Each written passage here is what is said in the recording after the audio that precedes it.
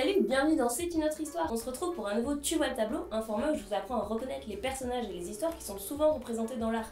Salut. Ouais, il y aura aussi Léo de Dirty Biology qui se tape l'incruste. C'est toi qui m'as invité. Non. Si. Non. Si. Non. Si. Bon, il y aura Léo qui fait des commentaires désagréables. Non.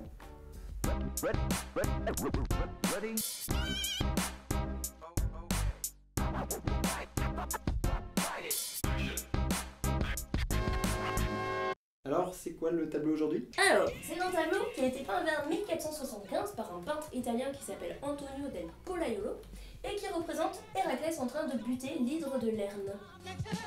Héraclès? Oui, c'est son nom grec, tu sais, les Romains l'appellent Hercule. Ah ouais, film d'animation Disney. Ouais alors, oui, non, ouais, non. En fait, ils ont quand même vachement adapté le personnage d'Hercule qui à la base est super bourrin, tu vois, c'est quand même le genre à buter quand il était ado son prof de musique juste parce que ça le saoulait, ou quand il était bébé à étrangler des serpents. Tranquille, au calme. Et il a même buté sa femme et ses gosses aussi. Ah cool. Ambiance. C'est pas très Charlie. Tu comprends pourquoi Disney a un peu réécrit le truc. En même temps, pourquoi pas, la mythologie c'est un truc qui se réécrit au fil du temps depuis toujours et c'est pour ça qu'on a toujours 10 000 versions différentes d'un même mythe. Donc ça se faisait dans l'Antiquité déjà aussi.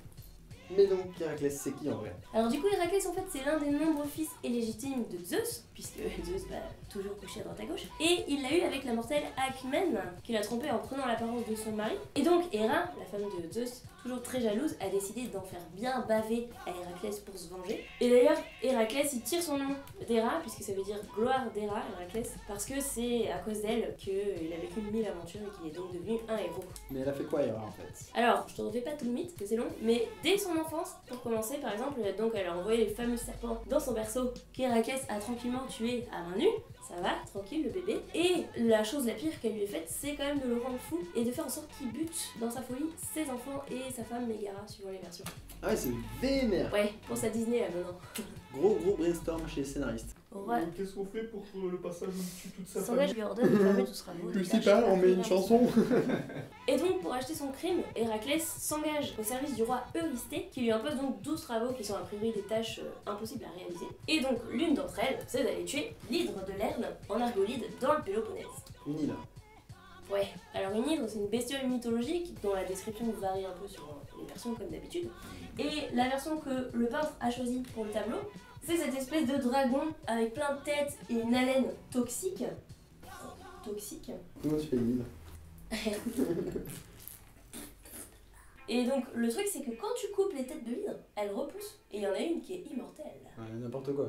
Non mais c'est la mythologie. Oui, mais c'est n'importe quoi, C'est la mythologie. mythologie. C'est n'importe quoi, mythologie. Donc, Héraclès qui galère un peu à couper les têtes de l'hydre qui repousse sans cesse, demande de l'aide à son neveu Iolaos qui utilise des arbres enflammés. Rien que ça.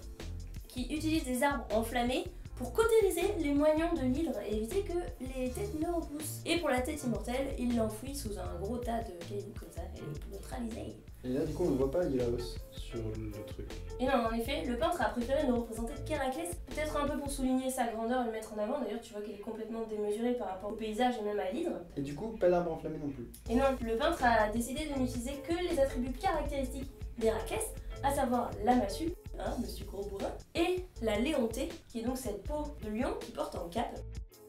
Et en cache-vite. Oui, et en cache-vite, il y a un nœud sur son nœud. Et donc cette peau de lion, elle provient du lion de Némée, qui était un lion mythologique un peu légendaire qui vivait dans la même région, en Argolide, dans le Péloponnèse, et qui terrorisait les habitants du coin. Et donc c'était le premier travail d'Héraclès d'aller tuer le lion de Némée juste avant l'hydre. Et oui, je sais, il n'y a pas de lion en Grèce ancienne, c'est n'importe quoi la mythologie. Si, il y en a en fait. Ouais. Hein? Il y en a. Il y a des lions? Oui. Oui. Eh oui. Ouais. Désolé. Ouais. Et d'ailleurs, j'ai fait une vidéo super cool sur le sujet. Si tu veux voir, il faut cliquer ici, là. Et c'est une vidéo que j'ai fait avec une meuf très cool. Ah oui? Cette personne ici présente? Ok, du coup c'est cohérent en fait que Héraclès bute un lion, même si c'est mythologique, etc. Ça fait sens. Et en fait, cette peau de lion, c'est même devenu son signe distinctif. Avec la massue, c'est ce qui nous permet de le reconnaître. Ouais. Sauf quand il tue le lion, du coup. Oui. Parce que si il n'a pas encore tué le lion, il peut pas encore porter sa peau. Oui, Léo.